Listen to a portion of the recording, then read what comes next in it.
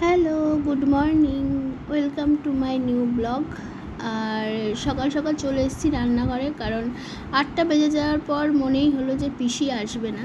কারণ পিসি কোনো ফোনও করেনি, কিছু না, কিন্তু আসবে না জানি। তো সকাল সকাল আমি আলু পটল ভাতে আর ডিমের ঝোল করে নিলাম। তারপর জলখাবারে বানিয়ে নেব পাস্তা, কারণ ঠিকই ছিল যে আজকে পাস্তা হবে। পিসি আসেনি তো কী হয়েছে, আমি কি পাস্তা করবো না নাকি? তো শুরু করে দিলাম, সব কেটে নিলাম। এটা হলো রাতের তরকারি, তো এখনই করে রাখবো।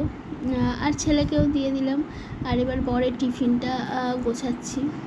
তো বরের এমন মানে এমনও এক একটা টিফিন কৌটো গেলে না এত ভজঘট যে কী বলবো। আমি এই টিফিন কৌটোটা আটকাতেও পারিনি। আর পয়লা বৈশাখের দিন ওদের কোম্পানির তরফ থেকে একটা হ্যাম্পার দেওয়া হয়েছিল, তো তার মধ্যে এটা ছিল আর কি। এটা হলো মিহিদানা টাইপস, বাট আসল মিহিদানা নয়, এটা লাড্ডু গুঁড়ো বলতে পারো। তো এরকম, কিন্তু খেতে খারাপ না, খেতে ভালোই হয়েছে। তো আমি এই যে টিফিন কৌটোটা লাগানোর চেষ্টা করছি, বাট হচ্ছে না, বিরক্ত লাগে আমার এইগুলো। আসলে মাজতে গিয়ে খুলে যায়। আসলে টিফিন কৌটোটা খুবই ভালো, এইটা খাবারটা না গরম রাখতে, মানে এইগুলো যদি তুমি আটকে আর তলায় এক ধরনের সুইচ মতো আছে, টিপে দাও, তাহলে একদম টিফিন কৌটোটা আটকে যায়। তো আমি দেখলাম দূর, আমার ভালো লাগছে না মুছে টুছে, আমি এটা দিয়ে এলাম বরের কাছে যে ওই ঠিকঠাক করে লাগিয়ে নেবে। এটা পিসি পারে, বাট আমি পারছি না। তো এরপর আসলে যিনি আমাদের বাড়ি যেহেতু বাইরের, তিনি যখন মুড়ি খায় না থাকবে তখন এসে মুড়ি শেষ হবে। এখন নেই, এখন তার রান্না বান্নার ব্যাপারে তিনটার মতন ফাঁকিবাজ, এবং কি বলবো, আমি দুনিয়ায় দুটো দেখিনি এরকম ফাঁকিবাজ এবং নোংরা কাজ। এর জন্যই আমি করতে চাই না, শুয়ে থাকলেই ভালো। পরের থেকে শুয়ে থাকবো, শুয়েই তো থাকো। একটা লোকের দুটো কাজের লোক কার বাড়িতে আছে? রান্না বন্ধ করো না, বিছনা ঝাড় দেওয়া, মেজে মোছা তো ছেড়ে দাও, দূরের কথা, অনেক বেশি বলে ফেলেছি আমি। নুন নুন নুন নুন কাজের লোক রোজগার তাও তুমি করো না, বাবা করে, আমি করি। বাজে কথা বলো না, দম থাকলে পোস্ট করে দাও, কমেন্ট করে আসবো। আমাদের এখানে কেউ চেনেই না, পোস্ট করলেই বাকি না করলেই বাকি। আমার ঝগড়াতে বেশি রিচ বাড়ে, তুমি জানো? এটা বলবস না, রিচ তুমি যত ঝগড়া করবে তত রিচ বাড়বে। ছাই যা লাইন ছাড়ো ছাড়ো।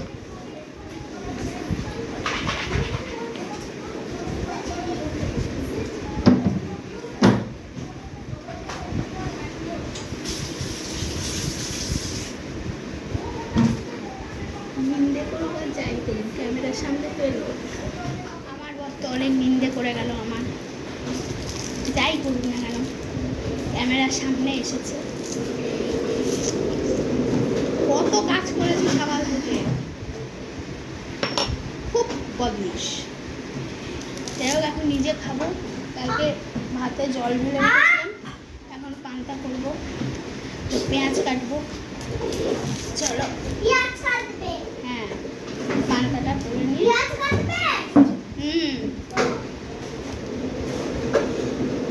শ্বশুর মশাই বসে বসে খাচ্ছে, আমি গিয়ে টিভিটা একটুখানি কমিয়ে দিয়ে এলাম। ও যখন যা বলছিল, জানি না টিভির আওয়াজটা আসবে কিনা, তবু দেবো। যদি কপিরাইট পড়ে তাহলে আবার ঠিক করে দেবো। কী কী বলেছে আমার নামে, আর আমি তোমাদের কী দেখিয়েছি।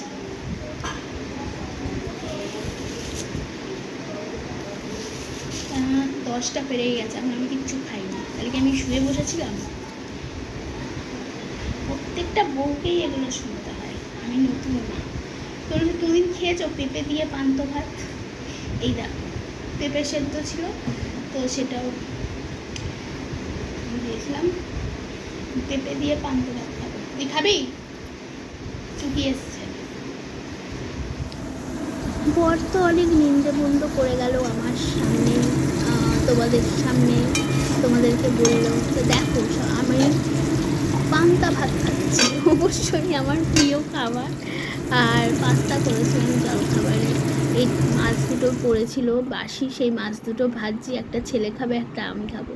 তো ভাবছিলাম মাছ নেই, কালকে ডিম হবে, তাহলে সঙ্গে সঙ্গে মাছ এসে গেছে। তো শ্বশুরমশাইকে বললাম যে হ্যাঁ ঠিক আছে, না মাছ নেই। উমজি বললো যে মাছ আছে, তো বললাম না মাছ নেই। তো দেখো মাছ কাটছি, পরে দেখাচ্ছি আরও মাছ নিয়েছি। খাইয়ে দাইয়ে ঘুম পাড়িয়ে দিয়েছি, এখন রাতের রান্নাটা চাপাবো। তোমাদের সকালেই দেখালাম যে আলু পটল কুমড়ো, এর মধ্যে বাদাম ভেজে গুঁড়ো করে দিলে খুব ভালো লাগে খেতে। বাট বাদামটা এখন আমার বাড়িতে নেই, আমি বিকেলবেলা বেরিয়ে বাদাম কিনবো, তারপর ভেজে গুঁড়ো করে এর ওপর ছড়িয়ে দেবো। তো চলো রান্নাটা বসিয়ে তারপরে শ্বশুরমশাইকে খেতে দিই।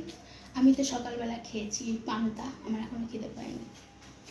তো দেখো অনেকখানি ডিম কাতলা মাছ থেকে বেরিয়েছে, এই যে মাথা তেল, এই দেখো ইলিশ মাছ, আর এটা হলো মাছ কাতলা মাছ।